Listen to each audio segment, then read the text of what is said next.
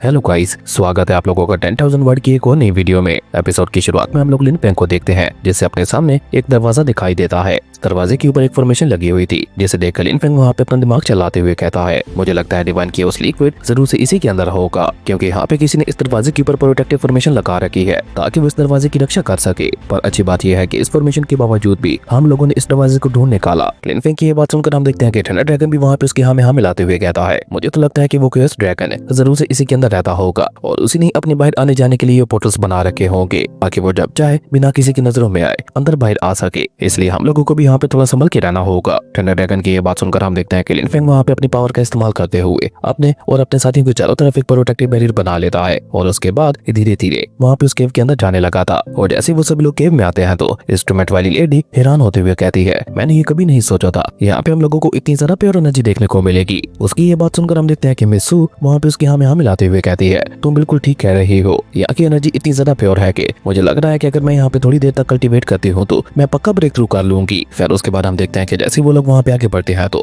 लिन पेंग को वहाँ पे देखने को मिलता है कि वहाँ पे स्पिरिचुअल हब्स और स्पिरिचुअल स्टोन्स की तादाद बहुत ज्यादा है। और जैसे इस बात का एहसास वहाँ पे शाओटियान को होता है तो वो वहाँ पे खुश होते हुए मास्टर लिन पेंग से कहता है, मास्टर हम तो बहुत ज्यादा लकी हैं। इवन हम देखते हैं कि शाओटियान के साथ साथ थंडर ड्रैगन भी वहाँ पे खुश होते हुए कहते हैं, मैंने ये कभी नहीं सोचा था कि मुझे यहाँ पे इतने ज्यादा पावरफुल ड्रेस देखने को मिलेंगे। इनका इस्तेमाल करते हुए न सिर्फ मैं खुद को हील कर सकता हूँ बल्कि उसी के साथ साथ अपनी एनर्जी को रिकवर करते हुए अपनी रियलम को भी बढ़ा सकता हूँ। लेकिन थंडर ड्रैगन की ये बात सुनकर हम देखते हैं कि शाओटियान वहाँ पे केवल स्माइल करते हुए कहता है, सीनियर इन हब्स को आपसे पहले मैंने देखा था इसलिए सारी हब्स मेरी है। और ये कहकर शाओटियान वहाँ पे बहुत ही तेजी के साथ जैसे उन स्पिरिचुअल हब्स को लेने के लिए आगे बढ़ता है तो अचानक से वो सारी की सारी स्पिरिचुअल हब्स वहाँ से गायब हो जाती है, जो देखकर शाओटियान को लगता है कि जरूर से थंडर ड्रैगन का काम होगा। इसलिए हम देखते हैं कि वो थंडर ड्रैगन के ऊपर गुस्सा निकालते हुए कहता है, सीनियर आखिर आपने ऐसा क्यों किया? कि आपको मुझसे जलन होती है कि मैं इन सारी स्पिरिचुअल हब्स को रिफाइन करते हुए आपसे भी ज्यादा पावरफुल बन जाऊंगा? शाओटियान की ये बात सुनकर हम देखते हैं कि थंडर ड्रैगन भी वहाँ पे उसके ऊपर गुस्सा करते हुए कहते हैं, अपनी ये बकवास बंद करो क्योंकि मैंने ऐसा कुछ भी नहीं किया और अब अगर तुमने यहाँ पे मेरे ऊपर कोई झूठा आरोप लगाया तो मैं तुम्हारी चमड़ी उधेड़ दूंगा। इसी दौरान हम देखते हैं कि वो लड़की भी आगे बढ़कर वहाँ पे स्पिरिचुअल हब्स को लेने की कोशिश करती है, लेकिन वो भी वहाँ पे हब्स को नहीं छू पाती और जैसे वो अपना हाथ वापस खींचती है तो वो हब्स दोबारा से वहाँ पे अपीयर हो जाती है। लेकिन ये सब कुछ देखकर थंडर ड्रैगन को सारा माजरा समझ आ जाता है। वो वहाँ पे इन सभी लोगों को बताता है कि ये सारे के सारे केओस स्पिरिचुअल हब्स हैं, इसलिए कोई गॉड किंग रियलम का कल्टीवेटर भी इन्हें नहीं पकड़ सकता।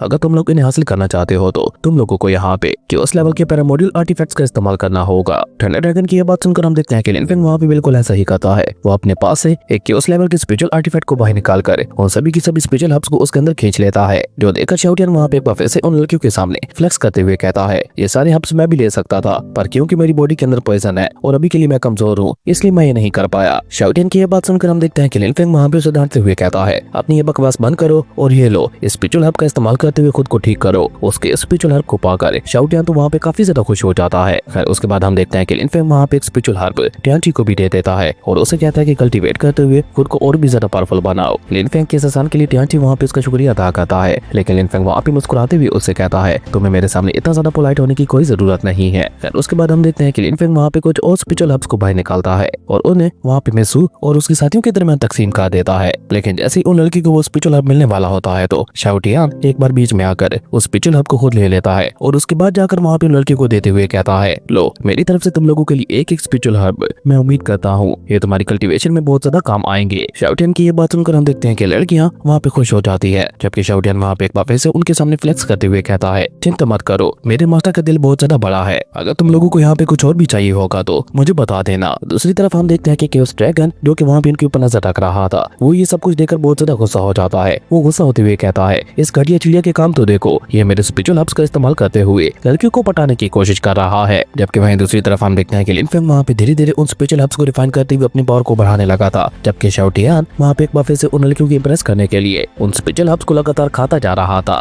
जो देखकर तो केओस ड्रैगन वहाँ पे एक बार फिर से गुस्सा हो जाता है। वो गुस्सा होते हुए कहता है, इन केओस स्पिरिचुअल हब्स को उगाने में मुझे न जाने कितने ही साल लग गए और इस चिड़िया के काम तो देखो, ये इसे ऐसे ही खा रही है। और ये कहते कहते हम देखते हैं कि केओस ड्रैगन का गुस्सा वहाँ पे आउट ऑफ कंट्रोल हो जाता है। इसलिए हम देखते हैं कि वो वहाँ पे अपने एक पोर्टल का इस्तेमाल करते हुए उन सभी लोगों के सामने आ जाता है और सीधा वहाँ पे लोगों के ऊपर अटैक करते हुए कहता है, तुम लोगों की हिम्मत कैसे हुई मेरी इजाजत के बगैर मेरे स्पिरिचुअल हब्स को छूने की भी। वहीं केओस ड्रैगन के अटैक को देखकर शाओटियान वहाँ पे एक बार फिर से उन लड़कियों को इंप्रेस करने के लिए बीच में आता है, लेकिन तुरंत ही वहाँ पे अपने नाटक को कंटिन्यू करते हुए अपने मास्टर से कहता है, मास्टर माफ कीजिएगा लेकिन मेरी बॉडी के अंदर पॉइजन है, इसलिए मैं आपकी यहाँ पे ज्यादा मदद नहीं कर पाऊंगा। लेकिन हम देखते हैं कि केओस ड्रैगन वहाँ पे शाओटियान को देखते हुए कहता है, सबसे पहले तो मैं चिड़ियों को ही खत्म करूंगा। और ये कहकर वो दोबारा वहाँ पे अटैक कर देता है, जो देखकर शाओटियन वहाँ पे चिल्लाते हुए कहता है, मास्टर आप घबराइए मत, मैं आपको कुछ नहीं होने दूंगा। और ये कहकर शाओटियन वहाँ पे अपनी एसेंशियल स्पिरिट बॉडी को एक्टिवेट करते हुए उन सारे अटैक्स को अपने ऊपर ले लेता है, जिसके चलते क्योस ड्रैगन के वो सारे अटैक वहीं पे बेकार हो जाते हैं। लेकिन ये देखकर क्योस ड्रैगन को वहाँ पे और भी ज्यादा गुस्सा आ गया था, इसलिए वो वहाँ पे और भी ज्यादा तेजी से उसके ऊपर अटैक करना शुरू कर देता है, जिसके चलते हम देखते हैं कि धीरे धीरे शाओटियन की एंसेस्ट्रल बॉडी भी वहाँ पे कमजोर पड़ने लगी थी। और जैसे इस बात का एहसास वहाँ पे लिन फेंग को होता है तो वो उससे दोबारा से वहाँ पे the creation of Z disc के अंदर डाल देता है। जिसके बाद हम देखते हैं कि लिन फेंग वहाँ पे अपनी सोल फॉर्मेशन आर्ट को एक्टिवेट करता है और उसके बाद सीधा वहाँ पे क्योस ड्रैगन के ऊपर अटैक कर देता है। जैसे पहले तो क्योस ड्रैगन वहाँ पे रोकने की बहुत ज्यादा कोशिश करता है, लेकिन जब उसे एहसास होता है कि ये लड़का उसकी सोच से कहीं गुना ज्यादा पावरफुल है तो इसलिए हम देखते हैं कि वो क्योस ड्रैगन अपनी जान बचाते हुए वहाँ से भागने की कोशिश करने लगा था। ये देखकर शाओटियन वहाँ पे एक बार फिर से बाहर आकर क्योस ड्रैगन का मजाक उड़ाने लगा था, जबकि हम देखते हैं कि लिन फेंग के अटैक की वजह से क्योस ड्रैगन वहीं पे गिरकर बहुत बुरी तरह से घायल हो जाता है, लेकिन जल्दी खुद को संभाल कर दोबारा से वहाँ से भागने की कोशिश करने लगा था। जबकि ये सब कुछ देखकर टियानची वहाँ पे इंप्रेस होते हुए अपने मन में कहता है, अंकल गू फेंग तो वाकई बहुत ज्यादा कमाल के हैं, अब तो मैं आगे की ट्रेनिंग उन्हीं से लूंगा। जबकि सामने की तरफ हम देखते हैं कि अपनी बेइज्जती होते हुए देखकर क्योस ड्रैगन बहुत ही ज्यादा गुस्सा हो चुका था। वो अपनी क्योस पैरामोडल एनर्जी को एक्टिवेट करते हुए वहाँ पे गुस्से से कहता है, तुम लोगों ने बहुत मेरा मजाक उड़ा लिया,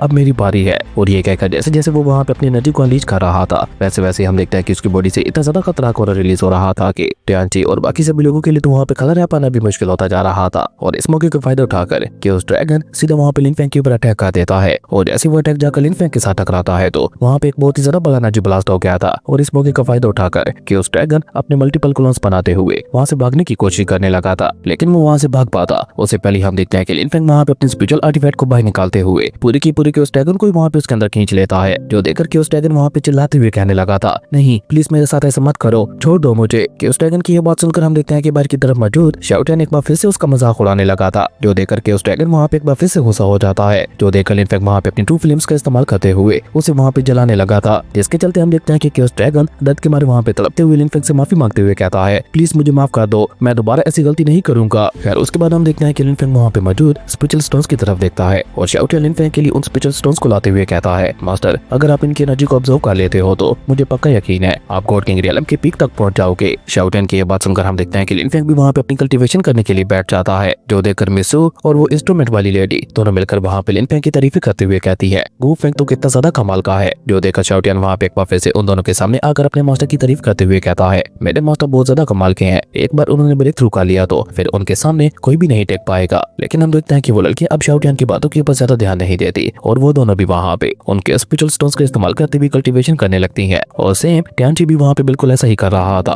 पर साथ ही साथ वो वहाँ पे थोड़ा सोचते हुए अपने मन में कह रहा था, न जाने मेरी दोनों सिस्टर्स क्या कर रही होंगी। खैर उसके बाद सीन चेंज होता है और हम 3 लोगों को देखते हैं जो कि पैरामोडल पल के अपीयर होने पर डिस्कस कर रहे होते हैं। वो लोग अपने यंग मास्टर से कहते हैं, हम लोग इस अपॉर्चुनिटी को मिस नहीं कर सकते क्योंकि पैरामोडल पल का इस तरह से अचानक से अपीयर होना बहुत ज्यादा सरप्राइजिंग है। ये हमारे पूरे सेक्टर ड्रीम का सबसे खास ट्रायल है, इसलिए हम लोग इसे लेके रहेंगे। दूसरा सर्वर वहाँ पे बताता है कि मैंने सुना है कि उस पल के अंदर यूनिवर्सल लॉस होते हैं, इसलिए अगर उन लोगों को वहाँ पे उस पैरामोडल पल की थोड़ी सी एनर्जी का हिस्सा भी मिल गया तो वो लोग आराम से गॉड किंग रियलम तक पहुंच जाएंगे और फिर पूरे सेक्टर ड्रीम के अंदर उनका मुकाबला कोई भी नहीं कर पाएगा। और ये कहकर वो तीनों वहाँ पे बहुत ही तेजी के साथ उसी पल की तरफ आगे बढ़ने लगते हैं। जबकि वहीं दूसरी तरफ हम लिन फेंग की दोनों बेटियों को देखते हैं जो कि उस जगह पे पहुंच चुकी होती है और लिन आयु वहाँ पे लिन जाओयू से कहती है, देखा मैंने कहा था ना कि यहाँ पे पहुंचना उतना ज्यादा मुश्किल भी नहीं होने वाला। जिसपे उसकी सिस्टर भी उसके यहाँ में मिलाते हुए कहती है, तुम बिल्कुल ठीक कह रही हो और हमारे ग्रैंडपा के टेस्ट की वजह से कोई हमारा कुछ भी नहीं बिगाड़ सकता। वो दोनों वहाँ पे बहुत ज्यादा कॉन्फिडेंट दिखाई दे रही थी। इस बीच काओ यून वहाँ पे आती है और वंग जियांग को देखती है।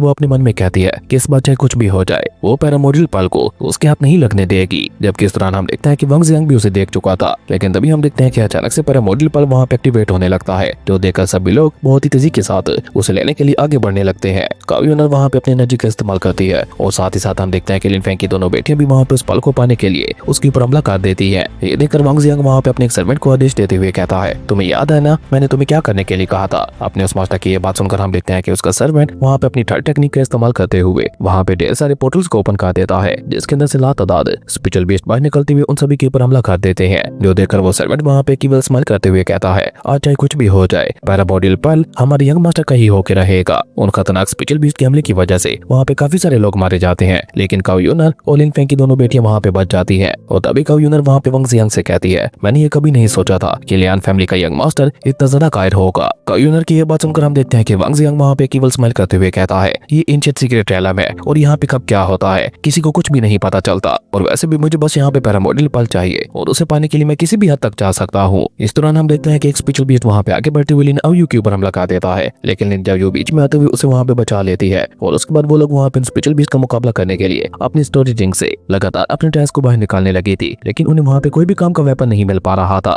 इस बीच उन लोगों को वहाँ पे एक पोशन बोतल दिखाई देती है जिसके बारे में उन लोगों को कुछ भी नहीं पता था, पर फिर भी वहाँ पे उन स्पेशल बीस्ट से निपटने के लिए लिन जाओयू वहाँ पे इस बोतल को उन बीच की तरफ फेंक देती है, जिसके चलते हम देखते हैं कि वहाँ पे चारों तरफ धुआं फैलने लगा था। तो देखकर वो दोनों बहनें जल्दी से वहाँ पे अपने ग्रैंडपा की क्रिएट की हुई स्मॉल वर्ल्ड के अंदर चली जाती है, जबकि काऊ यूनर को भी वहाँ पे खतरे का एहसास हो जाता है, इसलिए वो भी वहाँ पे अपनी स्टोरी रिंग के अंदर चली जाती है। वहीं उस स्मोक को देखकर यंग मास्टर अपने एक सर्वेंट को आदेश देते हुए कहता है जाकर इस स्मोक को हटाओ। वहीं जैसे वो स्मोक हटती है तो उसका असर वहाँ पे स्पिरिचुअल बीस्ट के ऊपर हो चुका था। असल में वो लव पोशन था जिसकी वजह से हम देखते हैं कि वो सारे स्पिरिचुअल बीस्ट एक दूसरे के साथ चिपके हुए थे, जो कि तुरंत ही आगे बढ़ते हुए सर्वेंट के ऊपर अटैक भी कर देते हैं। हालांकि वो सर्वेंट अपने यंग मास्टर को मदद के लिए बुलाता है, लेकिन हम देखते हैं कि वांग जियांग उसकी मदद करने की बजाय उल्टा अपनी जान बचाते हुए ऊपर हवा में चला गया था। जो देखा तो वहाँ पे लिन आयु और लिन जाओयू के साथ साथ काऊ यूनर को भी एक बहुत बड़ा झटका लगता है कि वांग जियांग ने वहाँ पे अपनी एक बंदे की कुर्बानी दे दी। तभी वांग जियांग अपने दूसरे सर्वेंट से कहता है पैरामोरियल पल ने अपने सेंसेस को एक्टिवेट कर लिया है, अब किसी भी समय वो एक्टिवेट होता ही होगा और उसी समय मौके का फायदा उठाकर हम उसे ले लेंगे। जबकि ये सब कुछ देखकर हम देखते हैं कि लिन आयु वहाँ पे घबराते हुए अपनी बड़ी सिस्टर से कहती है सिस्टर मुझे तो डर लग रहा है, मेरे ख्याल से हम लोगों को यहाँ से चले जाना चाहिए। लेकिन लिन जाओयू उसे वहाँ पे रोकते हुए कहती है नहीं,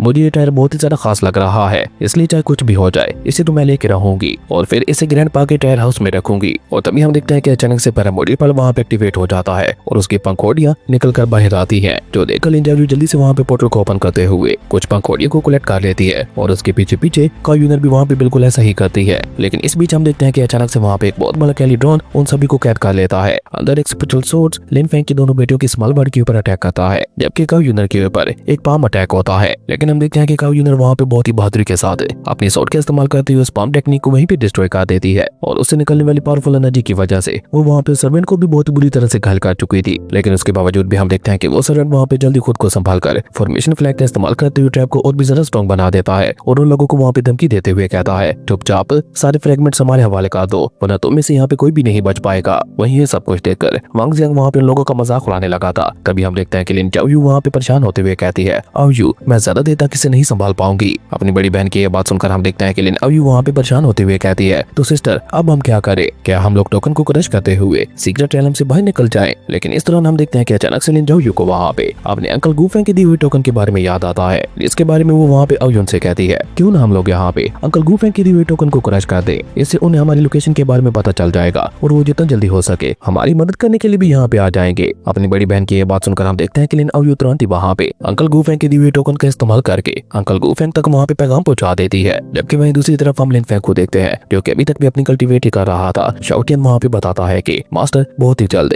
गॉड किंग रेलम की 8 लेयर को भी पार करने वाले हैं और होता भी वहाँ पे बिल्कुल ऐसा ही है, क्योंकि हम देखते हैं कि अचानक से लिन फेंग की बॉडी से बहुत ही ज्यादा पावरफुल स्पिरिचुअल ऑरा रिलीज होने लगा था और देखते ही देखते वो वहाँ पे अपना ब्रेक थ्रू भी कर चुका था। जो देखकर लिन फेंग वहाँ पे काफी ज्यादा खुश दिखाई दे रहा था और साथ ही साथ वो वहाँ पे शाओटियन और थंडर ड्रैगन को बताता है कि उसकी मार्शल स्पिरिट अब पहले से भी ज्यादा स्ट्रॉन्ग हो चुकी है। उसके बाद हम देखते हैं कि लिन फेंग की क्रिएशन अपडेट डिस्क के अंदर चला जाता है और वहाँ पे मौजूद सारे क्योस हब्स को ले लेता है और उसके बाद अपनी गॉड ग्रेवयार्ड के अंदर चला जाता है और सारे क्योस हब्स सीनियर फायरी को दे देता है, जिन्हें देखकर सीनियर फायरी भी वहाँ पे खुश होते हुए कहती है ये तो क्योस हब्स है, इनका इस्तेमाल करते हुए न सिर्फ मैं अपनी एनर्जी को रिकवर कर सकती हूँ बल्कि अपना रियलम भी ब्रेक थ्रू कर सकती हूँ। उसके बाद हम देखते हैं कि लिन फेंग वहाँ पे कुछ हब्स शाओटियन के एंसेस्टर को भी दे देता है। हालांकि शाओटियन बीच में आते हुए सारा क्रेडिट खुद लेने की कोशिश करता है, लेकिन उसके एंसेस्टर जो कि उसे बहुत ही अच्छी तरह से जानते थे वो उल्टा वहाँ पे शाओटियन को ही डांट देते हैं। इस दौरान हम देखते हैं कि क्योस ड्रैगन जिसे लिन फेंग ने वहाँ पे कैद कर रखा था वो अचानक से गुस्सा होकर वहाँ पे चिल्लाते हुए कहता है तुम इंसानों की हिम्मत कैसे हुई मेरे क्योस हब्स को इस्तेमाल करने की। वो वहाँ पे सीधा लिन फेंग को धमकी देते हुए कहता है इन क्योस हब्स को उगाने के लिए मुझे सालों लग गए थे और तुम हो कि तुम इन्हें ऐसे ही बांटते फिर रहे हो। जिस दिन भी मैं यहाँ से आजाद होऊंगा सबसे पहले मैं तुम्हें ही खत्म करूंगा। लेकिन हम देखते हैं कि लिन फेंग वहाँ पे इसकी बातों के ऊपर ज्यादा ध्यान नहीं देता, वो चुपचाप वहाँ से आगे बढ़ जाता है। और अभी लिन फेंग वहाँ पे आगे बढ़ ही रहा था कि तभी हम देखते हैं कि अचानक से लिन फेंग का टोकन वहाँ पे एक्टिवेट हो जाता है और उसे वहाँ पे लिन आयु की आवाज सुनाई देती है जो कि लिन फेंग को वहाँ पे अपनी मदद के लिए बुला रही थी। लिन आयु वहाँ पे अपने अंकल गूफेंग से कहती है अंकल गूफेंग किसी बहुत ही ज्यादा पावरफुल पर्सन ने हमारे ऊपर अटैक कर दिया है और मुझे नहीं लगता कि हम लोग ज्यादा देर तक इसका मुकाबला कर पाएंगी। यह सुनते ही हम देखते हैं कि वहाँ पे लिन फेंग के साथ साथ शाओटियन भी बहुत ज्यादा गुस्सा हो जाता है। वो गुस्से से वहाँ पे चिल्लाते हुए कहता है किसकी हिम्मत हुई हमारी प्रिंसेस के ऊपर अटैक करने की। लेकिन हम देखते हैं कि टियांची वहाँ पे होश से काम लेते हुए कहता है मेरे पास पकोड़ा टावर है जिसका इस्तेमाल करते हुए हम हम लोग तुरंत ही वहाँ पे टेलीपोर्ट हो सकते हैं। ट्यांची की ये बात सुनकर हम देखते हैं कि लिन फेंग वहाँ पे कहता है अगर ऐसी बात है तो फिर देर किस बात की। उसके बाद हम देखते हैं कि ट्यांची जल्दी से वहाँ पे पकोडा टावर का इस्तेमाल करते हुए पोर्टल ओपन कर देता है और लिन फेंग अपने सभी साथियों को लेकर वहाँ पे इसके अंदर चला जाता है। जबकि वहीं दूसरी तरफ हम देखते हैं कि वांग जियांग वहाँ पे उनको मजाक उड़ाते हुए कह रहा था आज तुम लोगों को यहाँ पे कोई भी नहीं बचा पाएगा,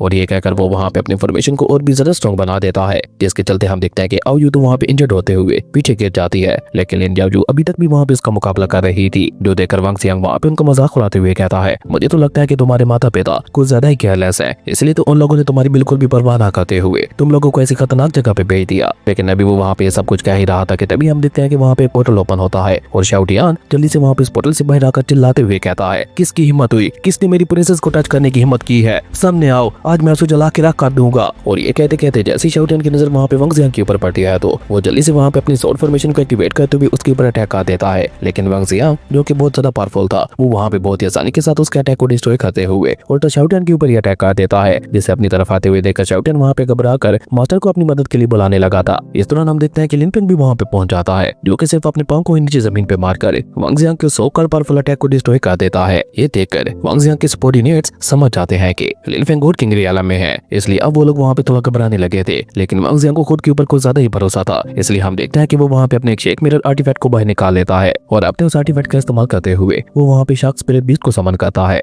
जो कि सोर्स को कंज्यूम कर सकता था। लेकिन हम देखते हैं कि लिन फेंग का अटैक इतना ज्यादा पावरफुल था कि वो शार्क स्पिरिट भी वहाँ पे उसका मुकाबला नहीं कर पाता और देखते ही देखते वो वहाँ पे डिस्ट्रॉय हो जाता है, जो देखकर तो बेचारे वांग जियांग की आंखें वहाँ पे फटी की फटी रह जाती है। लेकिन अभी वो वहाँ पे सब कुछ सोच ही रहा था कि तभी हम देखते हैं कि लिन फेंग वहाँ पे दोबारा उसके ऊपर अटैक करते हुए उससे उसके आर्टिफैक्ट को भी छीन लेता है, जो देखकर वांग जियांग गुस्सा होकर चिल्लाते हुए कहता है उसे टच करने की हिम्मत भी मत करना। इस दौरान हम देखते हैं कि शाओटियान आगे बढ़कर लिन आओयू और लिन जाओयू की मदद करते हुए उन दोनों को वहाँ पे संभाल चुका था। शाओटियान को इस तरह से अपनी मदद करते हुए देखकर वो दोनों ही बहनें वहाँ पे उसकी तारीफें करने लगती हैं, जो देखकर शाओटियान वहाँ पे एक बार फिर से फ्लेक्स करने लगा था, जो देखकर लिन फेंग में अपना सर हिलाते हुए कहता है ये कमीना कभी नहीं सुधरने वाला। जबकि ये सब कुछ देखकर वांग जियांग वहाँ पे इतना ज्यादा गुस्सा हो चुका था कि वो वहाँ पे लिन फेंग के ऊपर अटैक करने के लिए अपने एक और गोल्ड लेवल के आर्टिफैक्ट को बाहर निकाल लेता है। लेकिन तभी हम देखते हैं कि अचानक से वहाँ पे space time crack portal open होता है और उसके अंदर से एल्डर सू और ट्यांची निकलकर बाहर आते हैं, जो कि जैसे ही बाहर आकर वांग जियांग को देखता है तो वो उसके गोल्ड लेवल आर्टिफैक्ट के अटैक को देखकर बहुत ज्यादा परेशान हो जाता है और वो जल्दी से बीच में आकर चिल्लाते हुए कहता है अंकल गू फेंग इस अटैक को मैं रोकने की कोशिश करता हूँ। और ये कहकर ट्यांची में यूजिंग के दिए हुए ट्रायल का इस्तेमाल करते हुए उस अटैक को रोकने की कोशिश करने लगा था। लेकिन जल्दी उसे वहाँ पे एहसास हो जाता है कि ये अटैक सिर्फ पावरफुल ही नहीं है बल्कि इस अटैक के अंदर टाइम एंड स्पेस की एनर्जी भी मौजूद है, जिसके चलते बेचारा ट्यांची चाहकर भी वहाँ पे उस अटैक का मुकाबला नहीं कर सकता था। ये देखकर लिन फेंग आगे बढ़कर वहाँ पे मुस्कुराते हुए उससे कहता है चिंता मत करो। और ये कहकर लिन फेंग वहाँ पे अपनी टाइम एंड स्पेस की थोड़ी सी एनर्जी उसके आर्टिफैक्ट के अंदर डाल देता है, जिसके चलते हम देखते हैं कि अचानक से ट्यांची के आर्टिफैक्ट के अंदर से और भी ज्यादा पावरफुल स्पिरिचुअल एनर्जी रिलीज होने लगती है, जो कि अब धीरे धीरे वहाँ पे वांग जियांग के अटैक के ऊपर भारी पड़ रही थी। ये देखकर जहाँ एक तरफ वांग जियांग बहुत ही ज्यादा हैरान दिखाई दे रहा था तो वहीं दूसरी तरफ ट्यांची की खुशी का तो वहाँ पे कोई ठिकाना नहीं था, क्योंकि वो वहाँ पे जल्दी अपने आर्टिफैक्ट की नई पावर का इस्तेमाल करते हुए वांग जियांग के अटैक को वहाँ पे पूरी तरह से डिस्ट्रॉय कर देता है। अपने अटैक को वहाँ पे इस तरह से बिखर जाते हुए देखकर तो वांग जियांग गुस्से से वहाँ पे पागल हो जाता है। वो गुस्से से वहाँ पे चिल्लाते हुए कहता है उसे ये सुप्रीम ट्रायर उसके एंसेस्टर्स ने दिया था, इसलिए आज मैं तुम में से किसी को भी जिंदा नहीं छोड़ने वाला।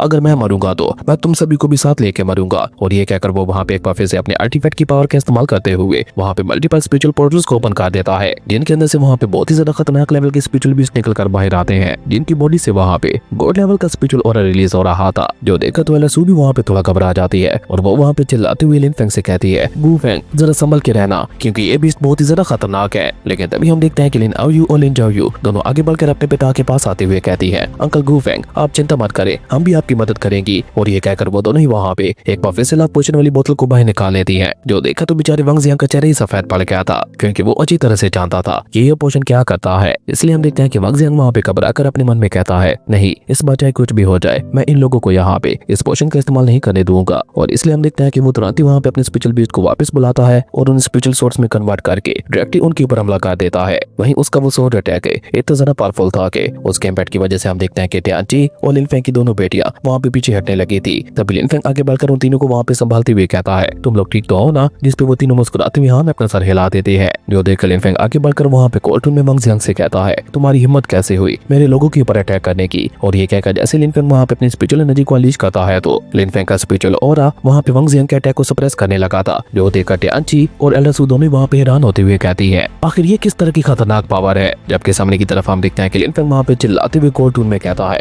अभी तक इस दुनिया में ऐसा कोई भी पैदा नहीं हुआ जो कि उसकी फैमिली को हर्ट कर कर सके, और अगर कोई गलती से ऐसा करने की कोशिश भी करेगा तो मैं उसके साथ साथ उसकी फैमिली का नामो निशान मिटा दूंगा। और ये कहकर लिन फेंग वहाँ पे थर्ड एम्प्रेस सोर्ड रियलम की फॉर्मेशन को एक्टिवेट करता है, जो देखकर एलएसयू वहाँ पे और भी ज्यादा हैरान होते हुए कहती है ये तो एक गॉड किंग रियलम की टेक्निक है। यकीन नहीं होता गु फेंग ने इतनी आसानी के साथ इतनी ज्यादा पावरफुल टेक्निक को मास्टर कर लिया, वो भी इतने कम समय में। आपके सामने की तरफ हम देखते हैं कि लिन फेंग अपने उस खतरनाक अटैक का इस्तेमाल करते हुए वांग जियांग के अटैक को वहाँ पे पूरी तरह से डिस्ट्रॉय कर चुका था, जो देखकर वांग जियांग घबराकर जल्दी से वहाँ पे अपने चारों तरफ एक प्रोटेक्टिव बैरियर लगा लेता है। लेकिन लिन फेंग के कंटिन्यूस अटैक की वजह से वो वहाँ पे ज्यादा देर तक खुद को नहीं बचा पाता और वो वहाँ पे बहुत ही बुरी तरह से घायल होकर पीछे हटने लगा था। और इस बीच हम देखते हैं कि काओ यूनर जो कि इस तरह खुद को कैलिडोन से आजाद करवा चुकी थी, जैसे ही वो लिन फेंग के ऐसी कमल के पास को देखती है तो वो वहाँ पे हैरान होते हुए कहती है आखिर ये बंदा है कौन जो इतनी आसानी से वांग जियांग को भी ओवर पावर कर रहा है। और ये कहते कहते हम देखते हैं कि वो तो वहाँ पे लिन फेंग के ऊपर फिदा हो जाती है, जबकि इस दौरान हम देखते हैं कि वांग जियांग को वहाँ पे एहसास हो चुका था कि वो वहाँ पे लिन फेंग का मुकाबला नहीं कर सकता। इसलिए हम देखते हैं कि वो अपने सर्वेंट को आगे बढ़कर लिन फेंग को रोकने के लिए कहता है। मजबूरन सर्वेंट को भी आगे बढ़कर लिन फेंग को रोकना पड़ता है, पर लिन फेंग अपने एक ही स्लैश अटैक के साथ वो सर्वेंट को बहुत ही बुरी तरह से घायल कर देता है, जो देखकर वो सर्वेंट वहाँ पे चिल्लाते हुए कहता है यंग मास्टर भाग जाइए, आप इस पर्सन का मुकाबला नहीं कर सकते। अपने सर्वेंट की ये बात सुनकर हम देखते हैं कि वांग जियांग जल्दी से अपने पास से एक टोकन को बाहर निकालते हुए वहाँ पे स्पेस टैंक एक पोर्टल को ओपन कर देता है और अपने सर्वेंट के साथ वहाँ से भाग निकला था। लेकिन भागते भागते वो अपने सुप्रीम गॉड लेवल के आर्टिफैक्ट को वहीं पे छोड़ गया था, जिसे लिन फेंग अपने पास रख लेता है। जिसके बाद हम देखते हैं कि लिन फेंग वहाँ पे एक बार फिर से अपनी दोनों बेटियों के पास जाकर उनसे सवाल करते हुए पूछता है तुम दोनों ठीक तो हो ना, जिस पे वो दोनों जवाब देते हुए कहती है हम तो ठीक है, लेकिन हमें अफसोस है कि हम लोग उस टायर को नहीं ले पाई। उन दोनों को वहाँ पे इस तरह से उदास होते हुए देखकर लिन फेंग उन दोनों को वहाँ पे ढेर सारे फायर क्रिस्टल्स दे देता है, जिन्हें देखकर तो वो दोनों भी वहाँ पे बहुत ज्यादा खुश हो जाती है। जबकि हम देखते हैं कि लिन फेंग प्यार से उन दोनों के सर के ऊपर हाथ फेरते हुए कहता है इनका इस्तेमाल करते हुए तुम दोनों अपनी फाउंडेशन को और भी ज्यादा स्ट्रॉन्ग बना सकती हो। इस दौरान हम देखते हैं कि काओ यूनर भी आगे बढ़कर वहाँ पे लिन फेंग का शुक्रिया अदा करते हुए उससे उसका नाम पूछती है, जिस पे लिन फेंग भी वहाँ पे मुस्कुराकर अपना नाम गु फेंग बता देता है। इस बीच हम देखते हैं कि शाओटियान अचानक से आगे बढ़कर वहाँ पे रोते हुए कहता है कि सभी को ट्रेस मिल गए, लेकिन मुझे तो यहाँ पे कुछ भी नहीं मिला। उसे वहाँ पे रोते हुए देखकर वो दोनों बहनें उसे एक बहुत ही ज्यादा रेयर गॉड रियलम का लिक्विड दे देती है और शाओटियान के साथ साथ वो लिन फेंग और टियानची को भी वो गॉड रियलम का लिक्विड दे देती है, जो देखकर काओ यूनर को एक बहुत बड़ा झटका लगता है। वो हैरान होते हुए अपने मन में कहती है आखिर ये दोनों लड़कियां हैं कौन जो गॉड रियलम के लिक्विड को ऐसे ही बांट रही है। जबकि गॉड रियलम के लिक्विड को पाकर शाओटियान तो बहुत ज्यादा खुश दिखाई दे रहा था, वहीं टियानची अपने मन में कहता है मुझे लगता है इन दोनों को पता चल गया है कि हम लोग सेम ब्लड लाइन से बिलोंग करते हैं, इसलिए तो इन लोगों ने मुझे ये लिक्विड दिया होगा। जबकि काओ यूनर वहाँ पे अपने मन में कह रही थी अगर इनके पास इतनी ज्यादा ट्रायल्स हैं तो ये यहाँ पे क्या कर रहे हैं, क्योंकि यहाँ के ट्रायल्स तो इनके लिए बेकार है। काओ यूनर की आवाज शाओटियान वहाँ पे सुन लेता है। वो जल्दी से आगे बढ़कर काओ यूनर के पास आते हुए कहता है क्या यहाँ पे और भी ट्रायल्स मौजूद हैं, जिस पे काओ यूनर हमें अपना सर हिला देती है और उन सभी को अपने पीछे आने के लिए कहती है।